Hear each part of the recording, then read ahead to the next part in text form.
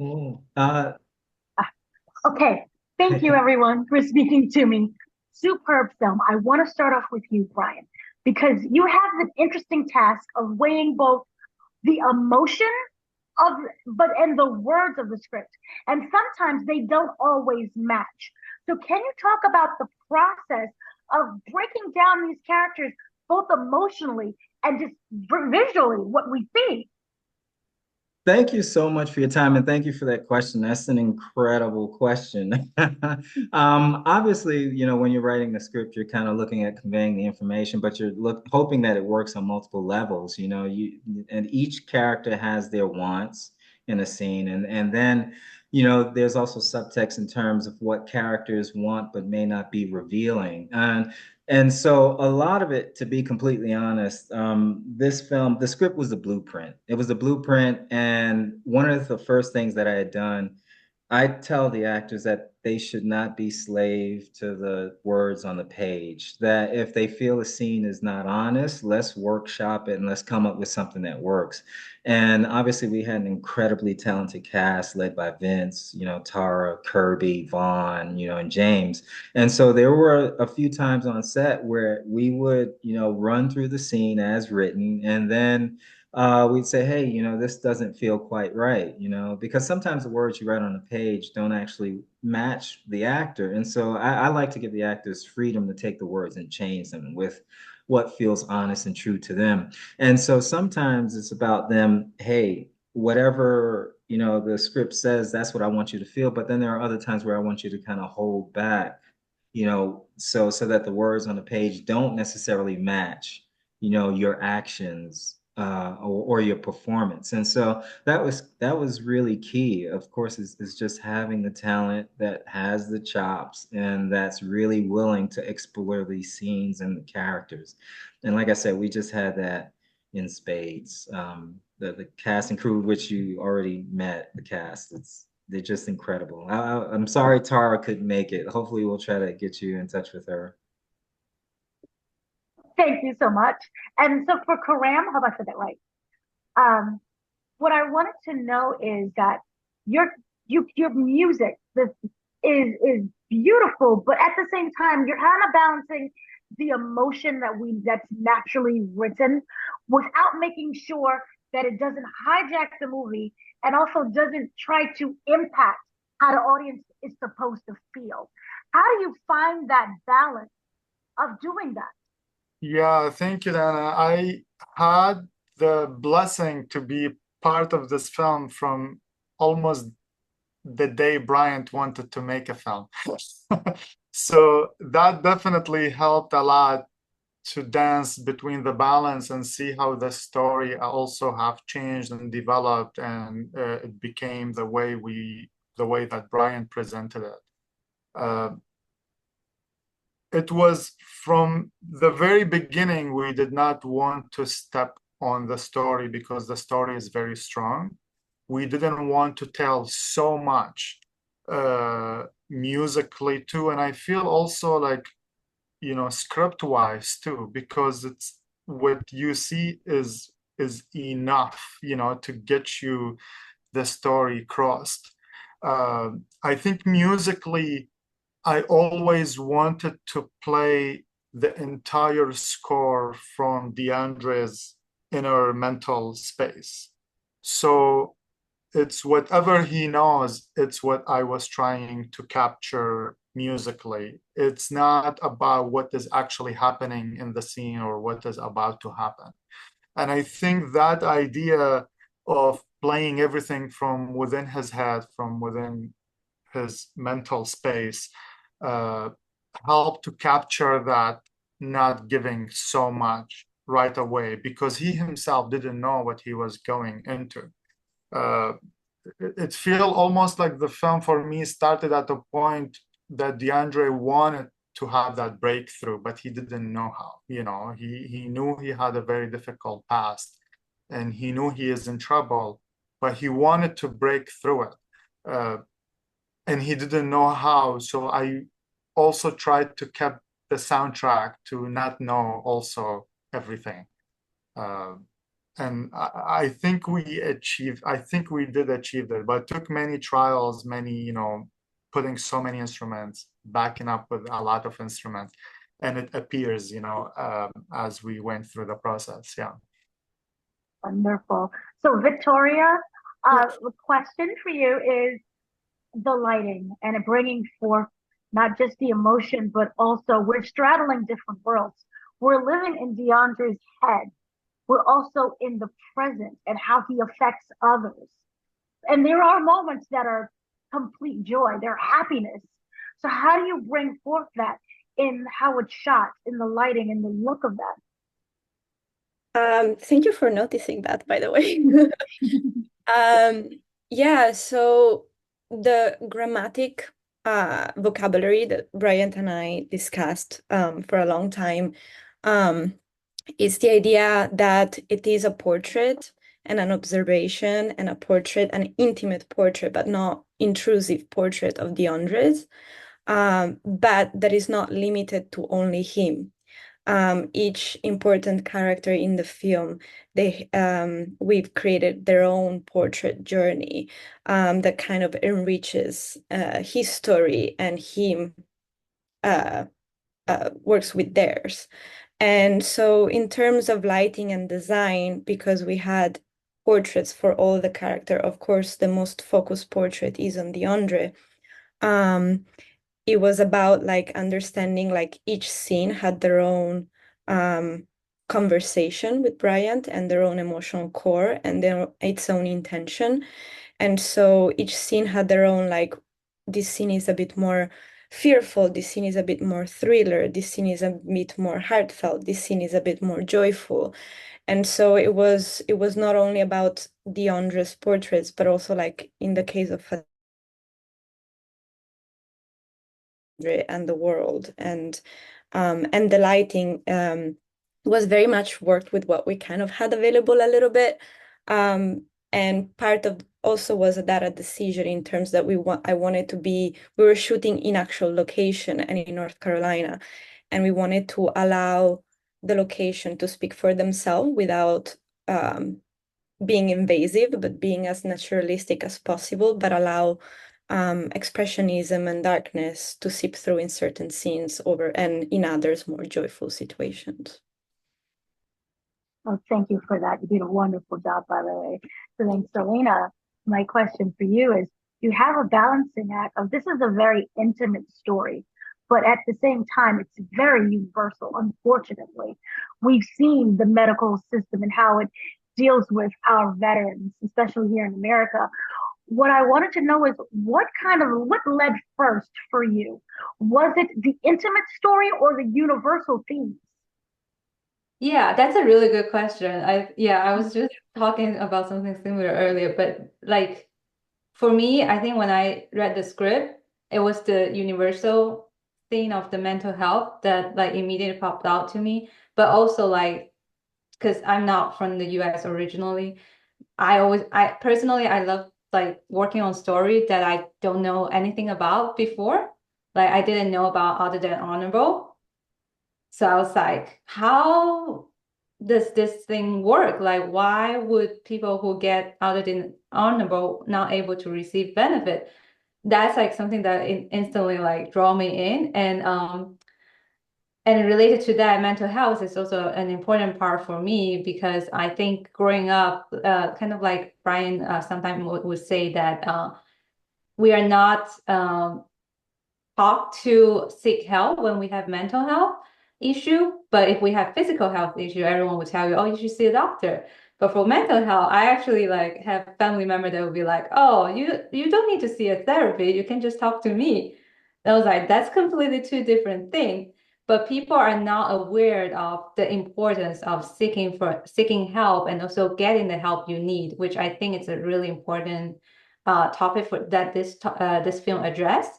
And for me, as the producer, like I just realized, like when we were talking, everyone in this room right now that got attached to the project, we were actually attached like very early on, like Karam said, 2018. I got involved in 2019. And despite all the changes, all the challenge, we like stayed on and we made it happen because I think everyone, we all felt that this is a very important story that we want to tell, and we want everyone else to learn about it too. Thank you for that. You did wonderful as well. So kind of going back with Brian, what's interesting is there's multiple themes, but I really feel that they feed into each other. For example, we have PTSD and toxic masculinity. I feel that while watching this, one breeds the other. So can you talk about kind of, do you felt that one led the other, or was it more of a blend? And how, when writing this, what came first though for you? First, I just want to say your questions are just incredible. So I want to thank you for putting so much thought and again, thank you for watching the film because again, we worked for so long and you never know how it's going to be received. So again, to have you to put this thought into these questions and hit all the right notes, that's incredible. In terms of what came first, for me, I'm not a veteran. I'm not a soldier. The thing that brought me to the story first, obviously, is that this happened to a friend of mine, and just the shock because I knew him before he went overseas to serve.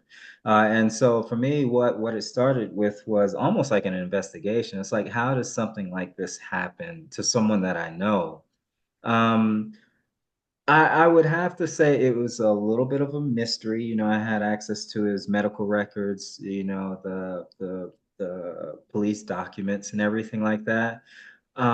But what stuck with me is the masculinity, the toxic masculinity. Because for me, I'm an introvert. Like literally, I can count on the number of, on one hand, maybe the number of times my father said that he's loved me. Now, again, it doesn't mean that he doesn't love me, but we don't verbalize it, we don't communicate. And the love language is different. My father and I, we communicate love by sitting down and watching a movie and ask how it was. So the toxic masculinity was part of it. The fact that and again, this happens across the board in multiple cultures, but when men encounter difficulty, uh, mentally, as Selena said, but then also like financially, if you're going through difficult times, you're discouraged from asking for help. You're seen as weak when you ask for help. And so for me, that was what I focused on. And then the PTSD thing kind of drove the narrative to where it went. And so the toxic masculinity is something I experience every day. The PTSD was something that I had to research and look into. And so by default, I would always go to the toxic masculinity, but they do feed each other because obviously you have this mental health issue. And again, being raised the way that we're raised, we're discouraged from asking for help. And so it just fed itself and compounded. And then obviously the systemic things with the denials, that made things even worse until you get what, tragically happened. And so again, great for picking up on that. And I'm glad it worked. I'm glad you read it that way. I'm not sure it was entirely intentional, but thank you for bringing that up. No problem. So one of my things, like what I wanted to know, it's either for Selena or Brian, was what's interesting is that there's a foundation. The parents are involved. They're saying, we need help. Please help us. The importance of having that, because a lot of times we see they're out on their own, they're isolated, then the violence or incidents end up coming up. So why was it important for that foundation to be there? I can start with that. One of the things that's actually the genesis of the film for me. Again, I started my journey in film school back in 2016. And a lot of what drove me is lack of representation. Now, obviously, now it's a buzz term, it's a word that's used a lot, but at the time when I started in film school, it was more dire than what it is now. And for me, one of the things that I rarely saw on screen is just nuclear families, mother, father, African American families. That's something that you still rarely see. And you can have big films that do well and break through and cross over from the Black community, but they will always focus on a drug dealer. They will always focus on a broken family. They will always focus on a drug addicted relative or some gang member. And so it just, for me, I've always just wanted to see a community of middle class Black folk that are trying to achieve the American dream like everybody else. They go to work, work that's not glamorous. They try to put their kids into school to make the right decisions to contribute to our society. And you just rarely see that. And so for me, I grew up in a community where there were lots of mothers and fathers home pushing their kids to go to college, get good grades, and I never saw that represented. And so that was the foundation for what this film was. And it's just that, you know, I also combined it with this tragic thing that happened that kind of pushed the narrative. And that was the driving force of the narrative. Then, oh, I'm muted. Oh no, sorry. So then, for anyone who wants to take this, do you feel that the tragic ending, in a way, was committed so that he can finally get the help he was unable to get when he asked for it? Wow. That's a big question. I'll let everyone else answer first. Uh, I can jump in a little bit. I feel like the tragic happen at the end is almost a natural path when you don't receive help. I don't feel it happened so he can have a reason to get help, because I strongly don't believe that he also wanted to do that. And I feel it, unfortunately, something have to happen like this then for us to pay attention to as human, you know. But I don't feel it happened for the reason to have a resolution. It happened because he didn't know that he was aware of what he was doing, and it could possibly be also like a surprise for him, and that's why he disappeared after that. Like, he didn't know what to do with himself. He didn't know who he was after the incident took place. And I don't want to tell so much about the story. But I feel it's just like a natural path. You know, he wanted to break through it, but he couldn't because there was not help, and that's what usually happens. Yeah. And just to add on to that, yeah, and unfortunately, it's kind of like the reality in the society. Sometimes people don't pay attention, even if you ask for help early on, unless something really bad happened, like naturally, not that it's intentional. Nobody is paying attention. Nobody is helping. And then when something happened, then people are like, what can we do? But that's too late already. You cannot prevent what's already happened. But unfortunately, that's kind of the reality that we're trying to tell in this story, and hopefully to prevent future tragedy like this happening. Yeah, I think I have to agree with both Karam and Selena. Is like nobody pays attention until something major happens, and when something major happens, sometimes you go for real help, and sometimes you still don't. Who knows? But people pay attention when major things happen, for sure. Yeah, and for me, I would just say I think that's a good question to have, and I do think that that's a great a great conversational piece to have. Again, it was one of the things that kind of started me on my journey as well, because I was in such shock over how it happened, um, that I wanted to find out, hey, something just didn't make sense. Something just didn't click for me. And it wasn't until I started to research and look into PTSD and brain chemistry and what can kind of happen.